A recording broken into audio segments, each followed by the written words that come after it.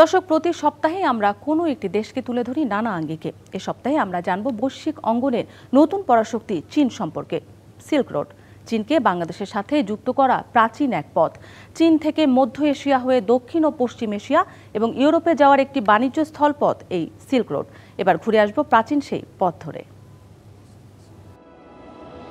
Human beings have pursued one of history's greatest enterprises.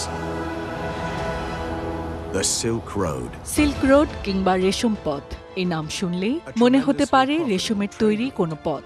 বাস্তবে এটি পাশ্চাত্যে Europe ও প্রাচ্যের চীনের মধ্যে সংযোগ বা বিশাল নেটওয়ার্ক। ১৩০ খ্রিস্টপূর্বে পশ্চিমের দেশগুলোতে এ পথে বাণিজ্য শুরু করে চীনের হান রাজবংশ। প্রাচীন এ বাণিজ্য পথের আওতায় ছিল বর্তমানে মধ্য এশিয়া সহ ভারত, মিশর, সৌদি আরব, ইরান ও ইউরোপীয় কয়েকটি দেশ।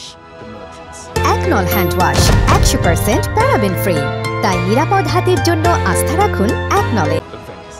লেনদেন হতো চীনা রেশম, কাগজ, গবাদি পশু, শস্য ও চামড়া সহ নানা ধরনের পণ্যের। তবে ১৪৫৩ খ্রিস্টাব্দে অটোমান সাম্রাজ্য কনস্টান্টিনোপল জয় করলে বন্ধ করে দেয়া হয় পশ্চিমাদের সাথে সব ব্যবসায়িক লেনদেন। বন্ধ হয়ে যায় প্রায় ৭,০০০ মাইল বিস্তৃত এ পথের বাণিজ্যিক কার্যক্রম।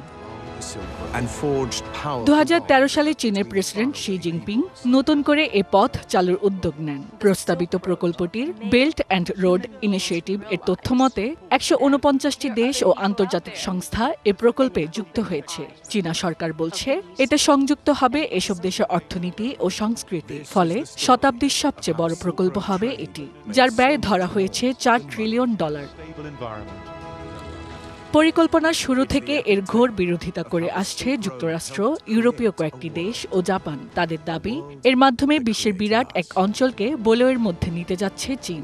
তবে বরাবরই তা নাকচ করে আসছে বেইজিং। এ প্রকল্প সবার জন্যই লাভজনক ও অর্থনৈতিক সহযোগিতার নতুন মডেল হবে মনে করছে চীনা সরকার। আন্তর্জাতিক বিশ্লেষকদের মতে চীন মার্কিন বাণিজ্য সংঘাত নিরাপত্তাহীন পরিস্থিতির জন্ম দিয়েছে। ধারণা করা হচ্ছে ভূ অংশীদারিত্বের বাণিজ্য পথ হিসেবে পরিচিতি পাবে সিল্ক রোড প্রকল্প, যা মার্কিনী একচেটিয়া বাণিজ্যতন্ত্রের অবসান ঘটাতে পারে। Hasna Akter, DBC news desk.